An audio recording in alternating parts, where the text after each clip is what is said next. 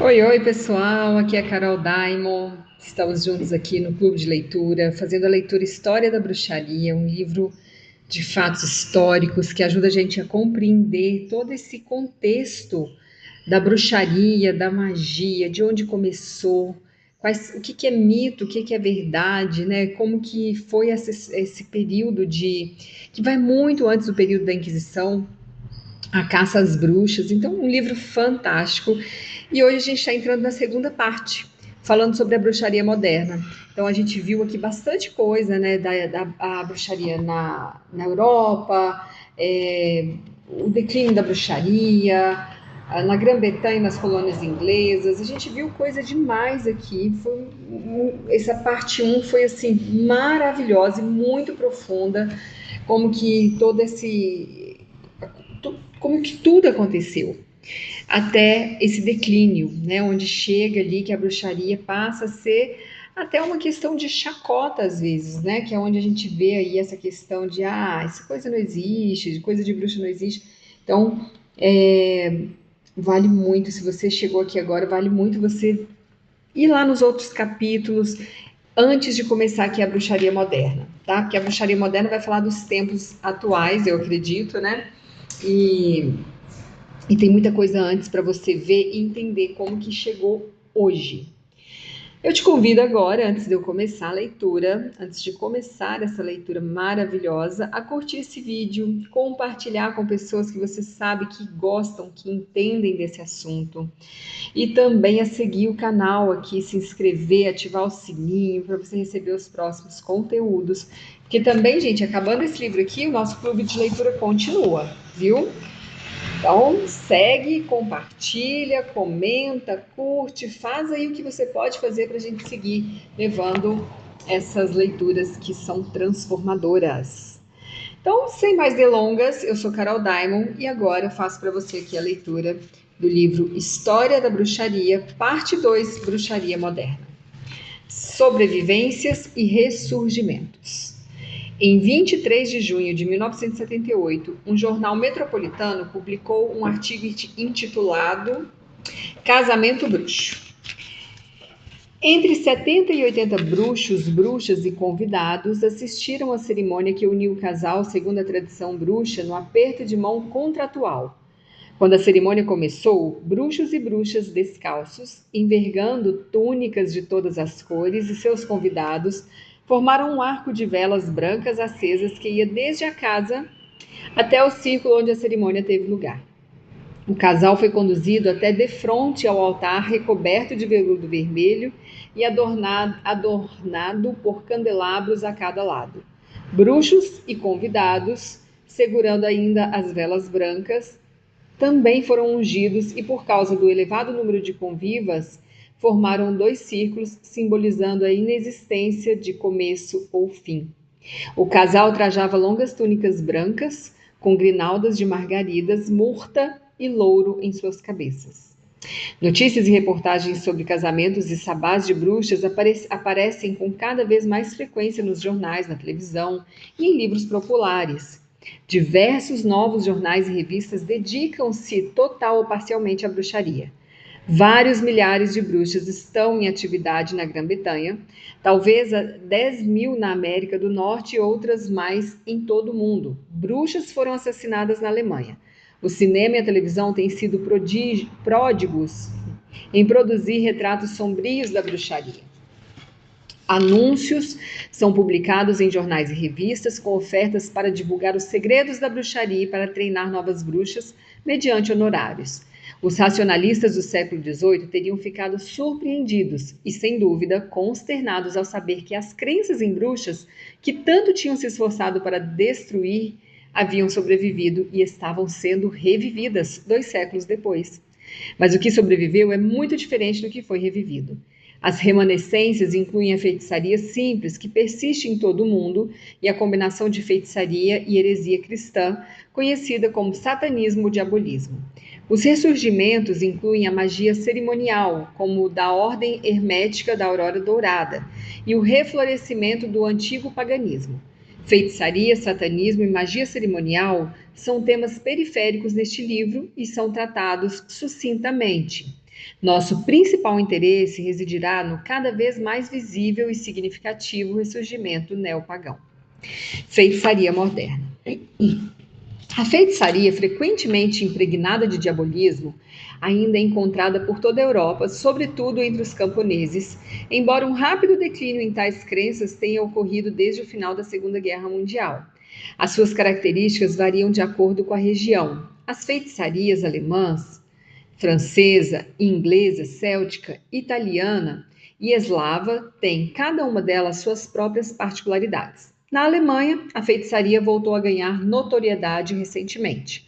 O sociólogo Hans Sebald relata que numa aldeia alemã, em 1976, uma pobre idosa e solitária solteirona chamada Elisabeth Hahn foi suspeita de bruxaria e de guardar 3 familiares na forma de cães. Vemos aqui Hecate, né? Os aldeões evitam-na. As crianças apredejavam-na. Evitavam-na. As crianças apredejavam-na e o vizinho hostil ameaçou surrá-la até a morte por causa dos feitiços que se sentia vítima. Certo dia, esse vizinho ateou fogo à casa dela, matando-lhe a maioria dos animais, queimando-a gravemente e destruindo-lhe a residência por completo. Em outra aldeia alemã, nesse mesmo ano, uma jovem chamada Anneliese Michel morreu em consequência de um longo e enérgico exorcismo realizado por 2 padres da diocese. Ainda mais sinistro foi o caso de Bernadette Hasley, em 1969.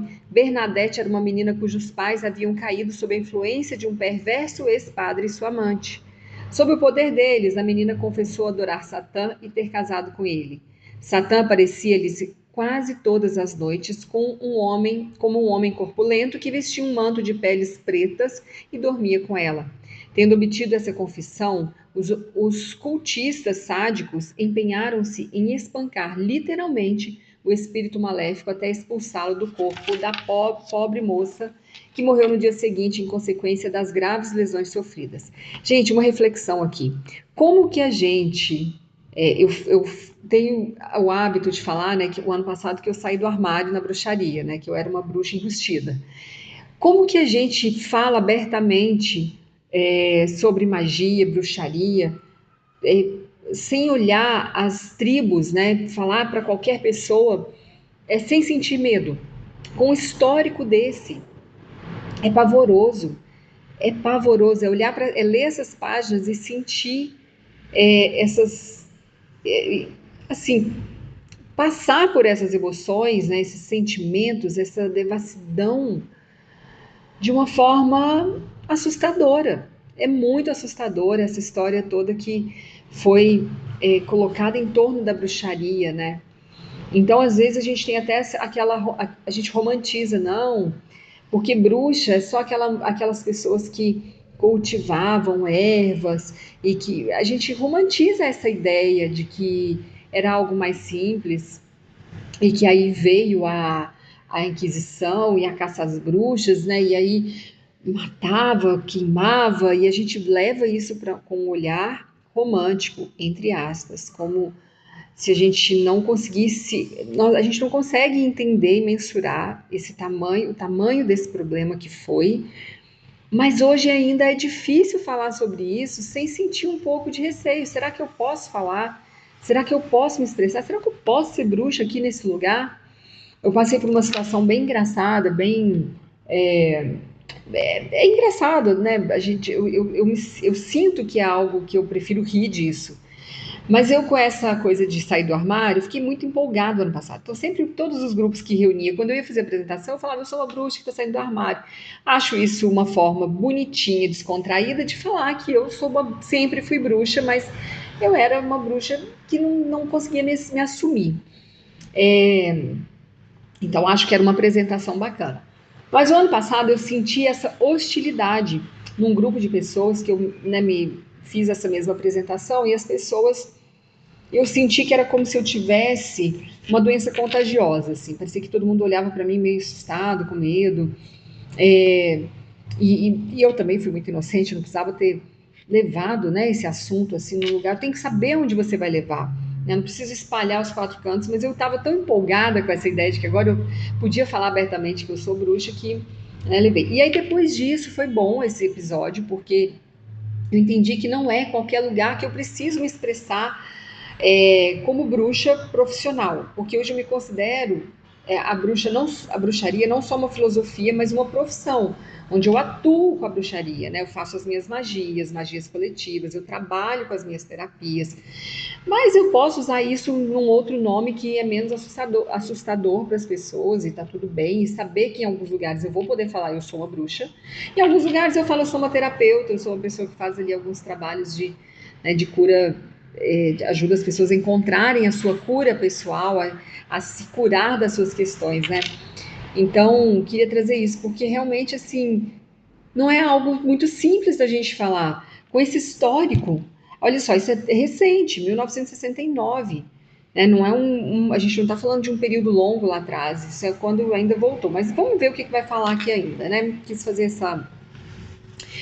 essa, esse comentário, porque o livro inteiro eu comentei muito pouco, porque eu não tinha exemplos, né? Eu vivi esse livro aqui até na parte um. Agora a parte 2 eu acredito que eu vou comentar um pouco mais, tá?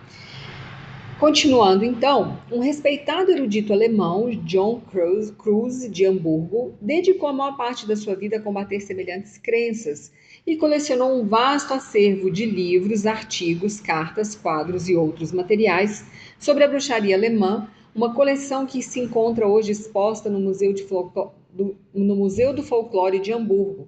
As cartas pessoais são os documentos mais extraordinários. Muitas de pessoas que afirmam ter vivido intimamente durante anos com a bruxa secreta, odiando e temendo essa bruxa, que poderia ser esposa, vizinha ou senhoria. Os remetentes procuram Cruz em busca de socorro. A maioria dos suspeitos de bruxaria são mulheres, e com frequência uma mulher acusaria outra que estivesse competindo com ela pela afeição de um homem. O ciúme sexual impõe-se como explicação para a preponderância de mulheres entre as pessoas denunciadas por bruxaria, uma vez que a maioria das acusações também parte de mulheres. Entretanto, os caçadores profissionais de bruxas, os Ensexenbanner, são quase sempre homens. As consequências da crença em bruxas vão muito além da mera suposição. Em 1952, uma mulher suspeita de bruxaria escreveu a Cruz uma carta aterradora, relatando como um casal idoso foi expulso da casa do filho porque a nora tinha mandado trazer de carro a Enxibane e demonstrado a seu marido que os pais dele eram bruxos. Por vezes, o autor da carta está tão aterrorizado e perturbado que se confessa incerto sobre se terá sido enfeitiçado ou se possui ele próprio poderes mágicos. Uma carta datada de 1974 é uma súplica de ajuda de uma mulher que acreditava ter sido prejudicada por uma bruxa quando era criança, que se tornara mais tarde membro de um grupo religioso do qual viria a fugir ao descobrir a prática de magia das trevas e que sofrera durante anos por causa de sortilégios maléficos de sua sogra, que, entre outras coisas, tinha comprado e usado ursinho de pelúcias representando o filho, a nora e a neta, e a mãe de sua nora. Esses temores, embora pareçam uma tolice disparatada, nada tinham de piada para a mulher. Sua carta mostra que ela está aterrorizada. Assim, ela conclui: adquiri por acaso um exemplar de sexto e sétimo livros de Moisés, Grimoires. Eles contêm algumas coisas que posso usar para me proteger, mas não ajudaram muito. Estou com medo de que elas, que são as bruxas, nos destruam a todos. Não haverá ajuda para mim? Gente, isso ainda é muito comum. Eu estava pensando nisso antes de pegar o livro, nem sabia, né, que o assunto. Eu estava lembrando de uma história de uma conhecida minha que vou falar mais próximo. Meu avô paterno, meu avô morreu com 33 anos, muito novo. E meu avô era um visionário. Ele era aquele cara assim, isso pelo que me contam, né? Não tive o prazer de conhecê-lo.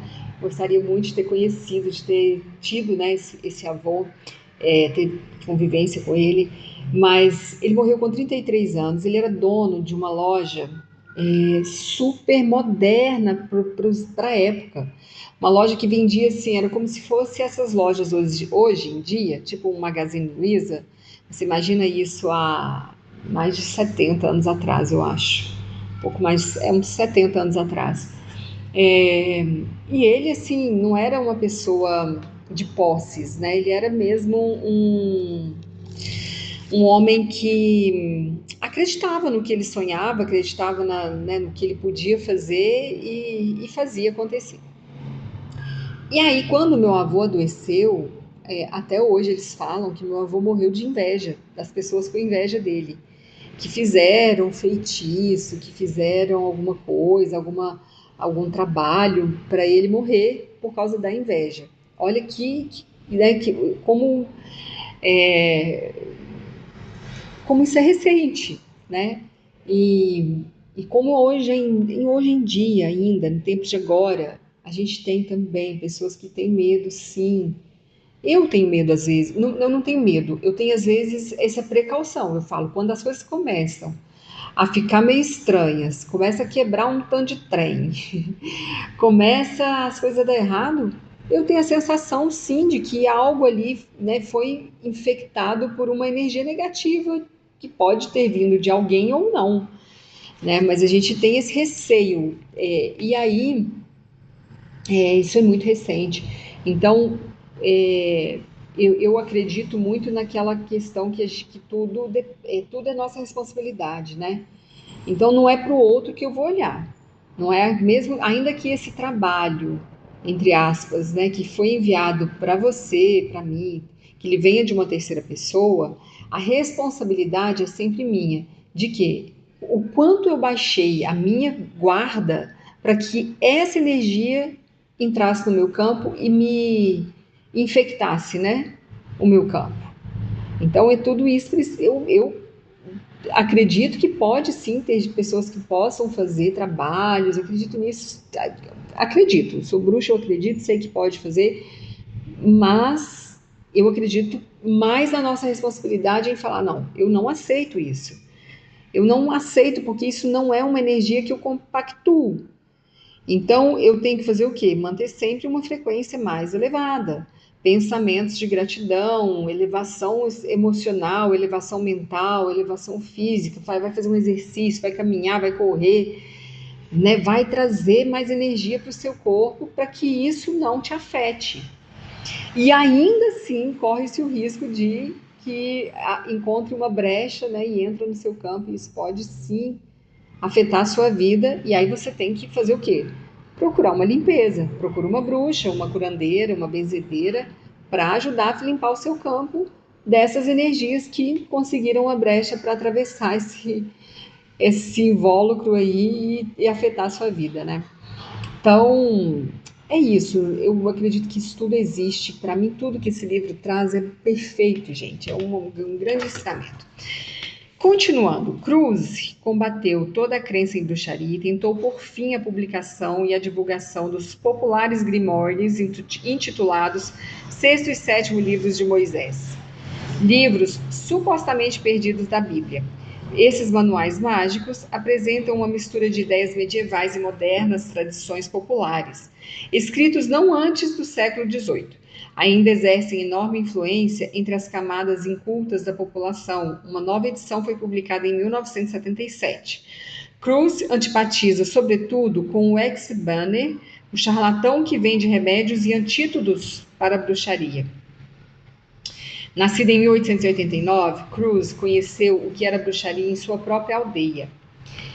Aos 12 anos de idade, um fazendeiro que tinha o gado doente apelou ao ex-Banner para que defumou o estábulo com Telfsdrek, que é uma aça fétida, e disse ao homem que ficasse alerta à primeira pessoa que aparecesse em sua fazenda, pois seria a bruxa que estava enfeitiçando seu gado.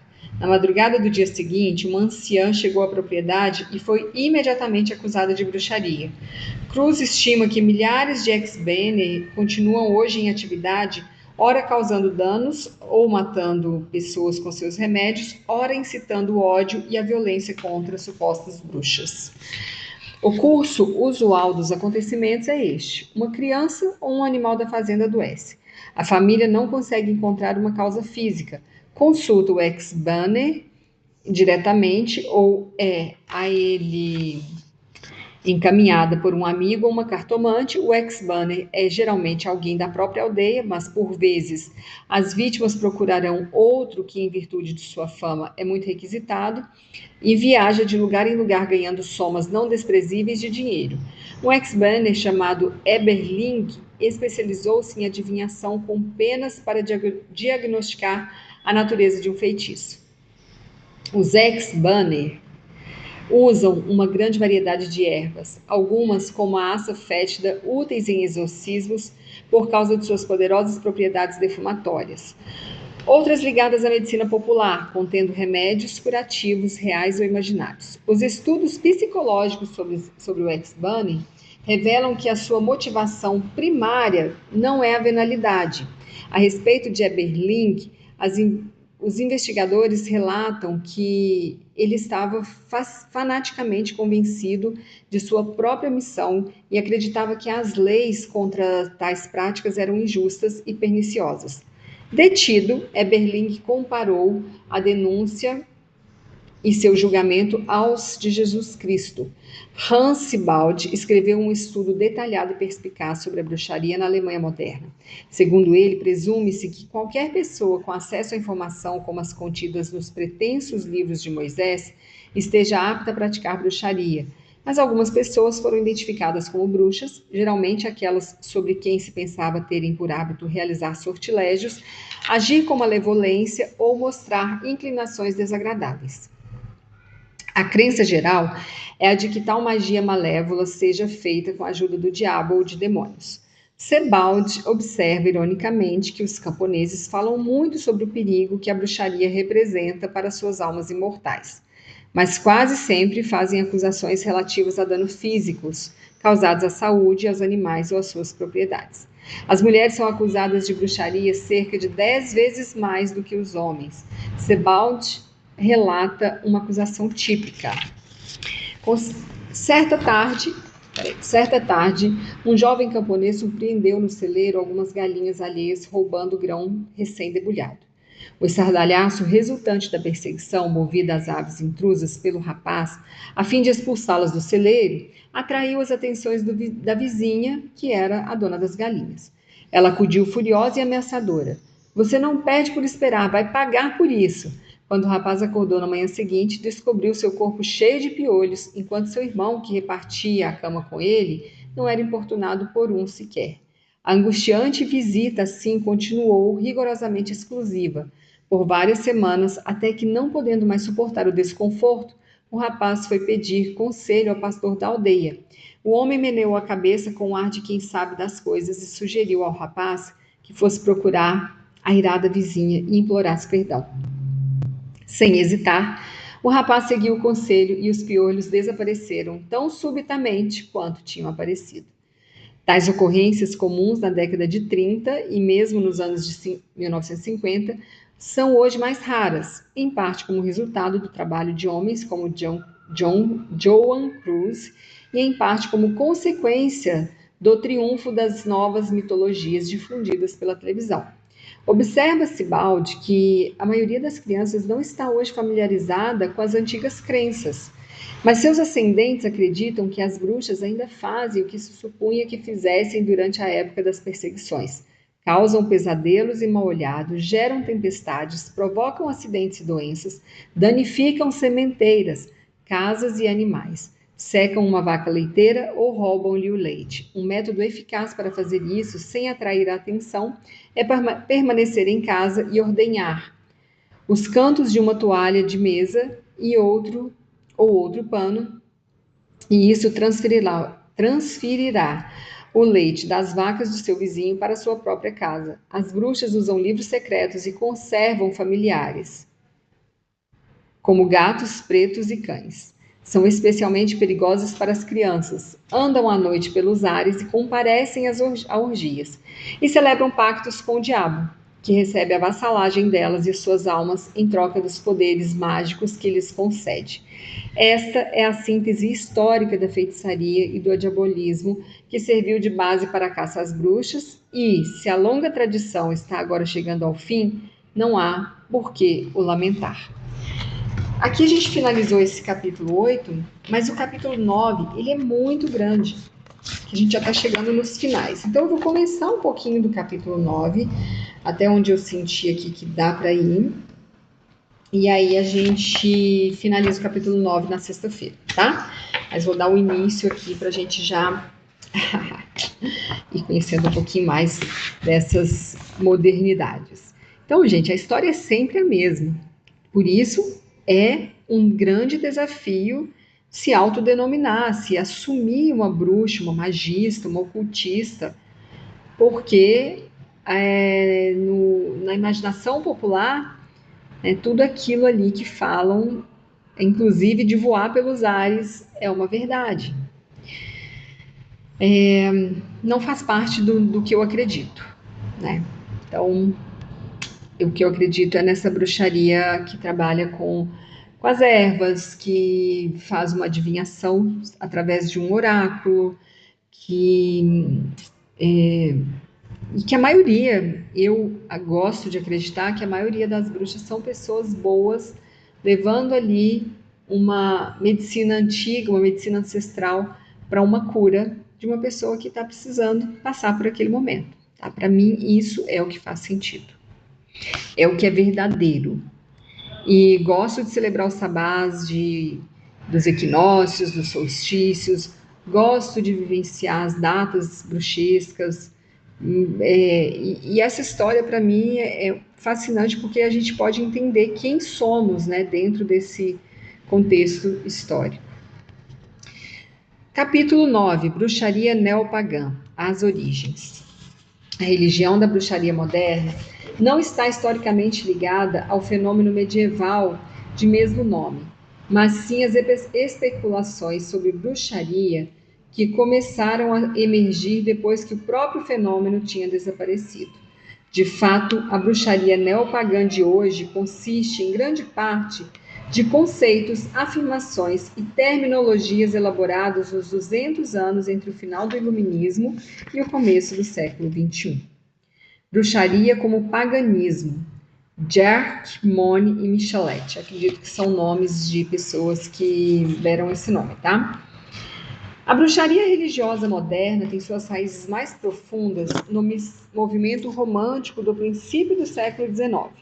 No fim do século XVIII, o iluminismo não somente havia banido a bruxaria e outras superstições do reino da credibilidade, como também havia expulsado o rico mundo de luz e de sombras que acompanhava essas crenças. O racionalismo, o ceticismo e o cientismo haviam conspirado para desmistificar o universo, mas não conseguiram erradicar a irracionalidade nem exilar as emoções humanas. Havia muitos que ansiavam pelo retorno da transcendência contida nos medos e nas consolações. O homem do século XIX descobriu-se abandonado em um mundo materialista e monótono. Na Idade Média, os diabos eram uma realidade que todos aceitavam sem questionar. Agora, as sombras haviam sumido. A luz do dia era comum e tornava tudo concreto e claro. E os românticos olharam para trás nostalgicamente a era dos demônios e dos íncubos, muito mais estimulante para a imaginação do que as estradas de ferro e os navios a vapor. A queixa universal era o tédio. Os românticos percebiam que o racionalismo era hostil ao significado profundo da humanidade e às preocupações humanas. Em resposta, exaltaram o não racional e o antirracional, o básico, o intuitivo e o estático. Tal ênfase despertou interesse renovado pela magia e por outras artes ocultas. Um entusiasmo que também ajudou a reabrir a discussão sobre bruxaria e a loucura da caça às bruxas, cuja memória ainda estava fresca o bastante para assombrar as mentes europeias. Os filósofos do iluminismo haviam refletidamente culpado a Igreja Católica pelas mortes e deslocamentos provocados pela histeria contra as bruxas. Todavia, por volta dos primeiros anos do século XIX, uma crescente reação dos intelectuais católicos veio em defesa da Igreja, afirmando que a Inquisição se justificara como resposta a uma genuína ameaça. Foi desse debate que surgiu um dos mais importantes conceitos associados à bruxaria moderna: a crença de que a bruxaria medieval era, de fato, uma forma de sobrevivência do paganismo pré-cristão. Esta ideia, mais do que qualquer outra, tornou-se central para o juízo que a bruxaria moderna faz de sua própria identidade religiosa e fornece boa parte da força motriz que se encontra por trás do posicionamento contratual do movimento. Hoje, no início do século XXI, essa crença foi totalmente desacreditada pelos estudiosos, e a bruxaria moderna ainda está se adaptando a tais implicações. Contudo, por mais de 150 anos, em sua condição de uma espécie de mito fundador, a crença fundamental de que a bruxaria era realmente uma forma de paganismo ajudou a modelar o crescimento e o desenvolvimento da bruxaria religiosa moderna e, de forma mais ampla, do movimento neopagão como um todo. Ironicamente, a ideia de que a bruxaria era uma sobrevivência do paganismo foi inicialmente proposta para desacreditá-la, não para defendê-la, e para justificar a Inquisição. Finalmente, esse conceito talhou seu caminho nas tradições da feitiçaria moderna através de um processo de argumentação dialética. As pesquisas de Ronald Hutton demonstram como essa ideia seminal tomou forma através do Toma lá da cá, que marcou a controvérsia entre os apologistas católicos e os críticos seculares da Igreja durante o início do século XIX. Em 1828, Karl Jarque era um jovem catedrático de direito criminal na Universidade de Berlim. Ele também ganhou notoriedade como porta-voz articulado e eloquente em favor da Igreja e como defensor de sua imagem pública e de sua reputação. Nesse ano, Jarque editou os registros do julgamento de uma bruxa na Alemanha, a fim de serem publicados em uma revista profissional. Ele acrescentou um comentário pessoal breve, mas polêmico, no qual descrevia a bruxaria como uma forma degenerada de paganismo nativo e pré-cristão, dentro do cenário concebido por Jarque, a antiga religião pagã. Aí a gente entra num trecho aqui sobre esse é um texto do Jarque. Havia permanecido entre as pessoas comuns, tinha sido condenado pelos cristãos como satanismo e no transcurso da Idade Média havia respondido a perseguições adaptando-se ao estereótipo cristão, tornando-se realmente culto ao diabo. Como resultado, assim propôs Jarque, como mesmo as pessoas simples começaram a afastar-se dela, enojadas, denunciando-a às autoridades que assumiram a tarefa de extirpá-la. Dessa forma, o brilhante acadêmico golpeou os argumentos dos liberais por meio de um movimento de flanco. Sua explicação sobre os julgamentos das bruxas admitia, como eles, a não existência da bruxaria em si mesma, ao mesmo tempo que exonerava de culpa as autoridades que as perseguiram. Já que as vítimas faziam parte de um culto maligno e antissocial,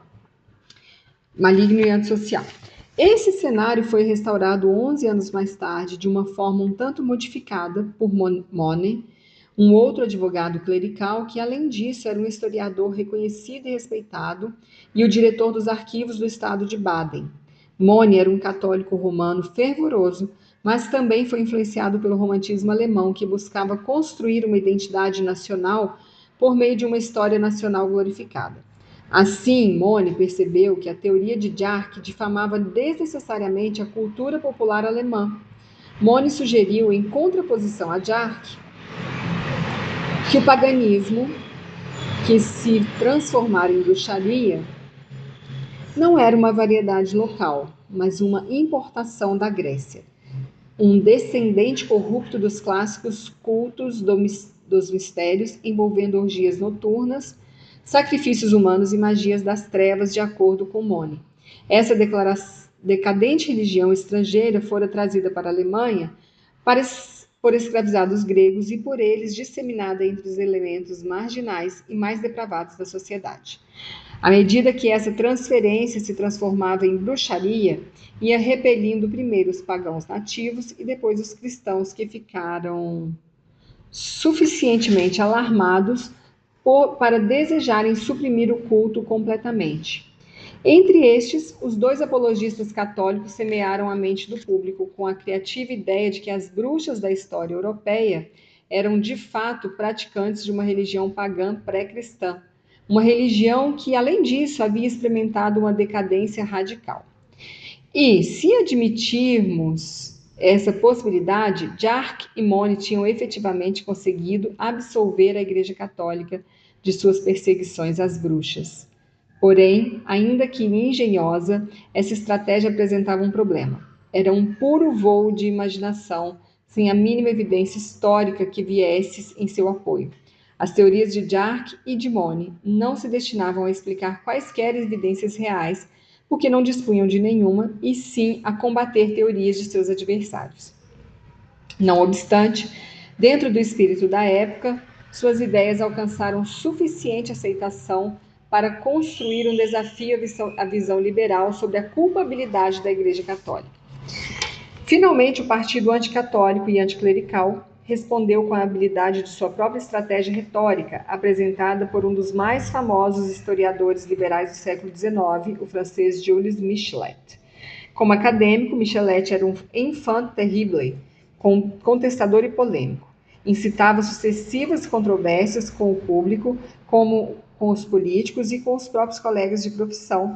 Chegou mesmo a ser suspenso de sua cátedra no Collège de France, de Paris, sob a acusação de falta de objetividade em seu trabalho profissional. A verdade é que a obra de Michelet oscilou muito em qualidade. Por um lado, ele podia ser um arquivista paciente e detalhista, produzindo uma história da França, composta de muitos volumes, que é considerada ainda hoje como uma valiosa fonte histórica. Por outro lado, ele invariavelmente coloria seus argumentos históricos com suas próprias atitudes políticas e sociais, que eram firmemente sustentadas, firmemente expostas e firmemente discordantes dos pontos de vista tradicionais. Ele imprimia um tom de intercessão apaixonada em cada assunto de que tratava. E o que mais propulsava sua paixão era o seu ódio pela igreja medieval e por todas as desgraças que ele acreditava haver o cristianismo infligido sobre a Europa, particularmente sobre a França, em seu apoio à monarquia absoluta e à aristocracia parasitária que a acompanhava.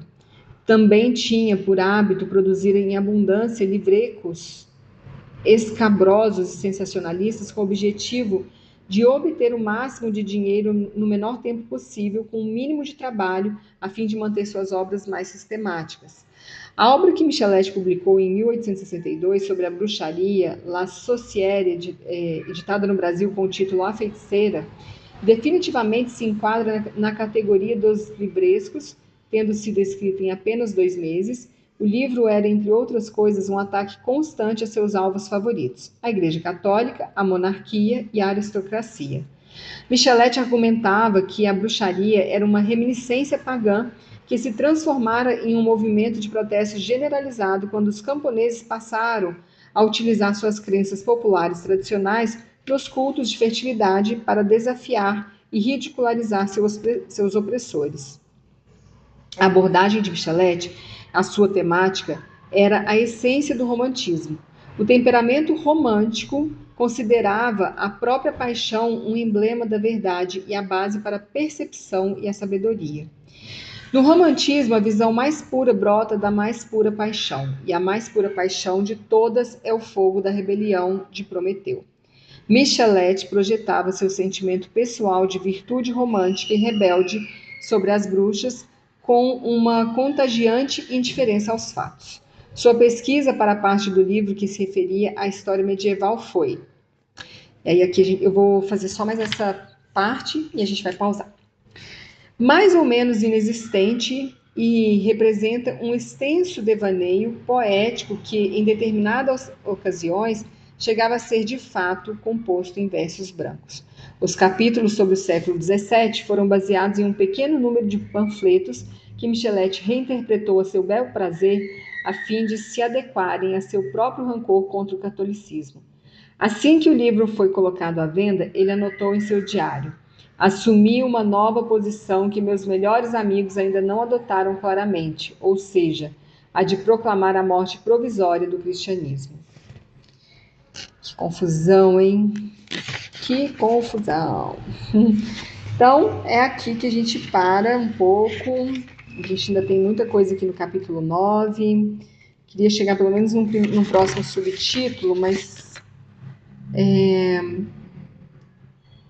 acho que dá pra gente chegar nesse subtítulo. Acho que dá pra gente chegar assim. Vamos lá, vamos chegar nesse subtítulo, porque a gente já finaliza essa parte. Bom, ninguém se surpreendeu que Michelet usasse o livro como uma oportunidade para indicar seus suspeitos habituais. Esse já era um ponto de vista familiar a quem tivesse lido seus outros trabalhos. A real novidade existente no tratamento temático de Michelet foi a sua estratégia retórica radical. Ele aceitou plenamente o quadro da bruxaria pintado por Jarque e Monet, mas reverteu os valores que se lhe haviam sido anexados. Michelet argumentou que a bruxaria era a sobrevivência de uma religião pagã, da fertilidade e da adoração da natureza, mas que, longe de ser um culto antissocial, tinha sido a única responsável por nutrir o espírito da liberdade por meio dos 1000 anos terríveis e sombrios das trevas da Idade Média. Dessa forma, Michelet transformou a defesa da igreja feita pelos apologistas católicos em seu ataque frontal a ela, transformando efetivamente o escudo deles em sua própria espada. A ironia oculta desse duelo retórico é de que nenhum dos lados possuía qualquer base factual ou a menor evidência em apoio de suas alegações e que a inteira controvérsia foi construída sobre um alicerce de ar rarefeito. A Feiticeira tornou-se de imediato um best-seller, satisfazendo deste modo o objetivo imediato de Michelet ao escrever seu livro, e continuou a estimular o interesse de leitores até os dias atuais. Os próprios pares acadêmicos de Michelet, entretanto, virtualmente ignoraram o livro, aparentemente, segundo as palavras de Hudson, porque reconheceram não se tratar realmente de um livro de história. Por motivos óbvios, a obra de Michelet sobre a bruxaria não tem credibilidade entre os historiadores contemporâneos, mas exerceu uma influência extraordinária de outras maneiras, como já vimos anteriormente, na página 205. Michelet foi o primeiro a propor o que finalmente se tornou um tema fundamental do movimento da bruxaria moderna: a noção de que a bruxaria medieval era uma persistência da religião pagã, outrora perseguida pelo cristianismo, e que representava a resistência da vida e da liberdade contra a tirania cultural da Igreja Católica. Esta ideia foi então adotada, adaptada e aplicada por sucessivos escritores e pensadores ao longo dos 100 anos que se seguiram, os quais modificaram ou elaboraram um pouco mais alguns dos detalhes da teoria original, de acordo com seus próprios pontos de vista. E todos eles apresentaram em suas próprias contribuições individuais e exclusivas para o formato e a substância da bruxaria moderna. E aqui a gente fica por aqui. Gente, muito político, denso esse capítulo, né? Político, traz pra gente ali três visões, três filósofos, sem uma base factual, como eles mesmos dizem, né? Tudo ali de percepções que foram sendo construídas, mas sem fatos concretos. Pelo menos foi isso que eu entendi. Achei esse capítulo mais denso, mas traz para a gente essa ideia aí do quanto é político, é um ato político, né, que vai muito além ali de uma simples perseguição. Tem quantas camadas há por trás, por baixo, em volta disso, né, para a gente refletir. Eu sou Carol Daimon, é uma alegria estar partilhando com você dessa caminhada, espero que você também esteja gostando. Mais uma vez, lembra de curtir esse vídeo, comentar, compartilhar e se inscrever aqui no canal para receber os próximos áudios e vídeos. Sexta-feira, estamos aqui de volta, finalizando o capítulo 9. Um beijo grande, até sexta, tchau, tchau.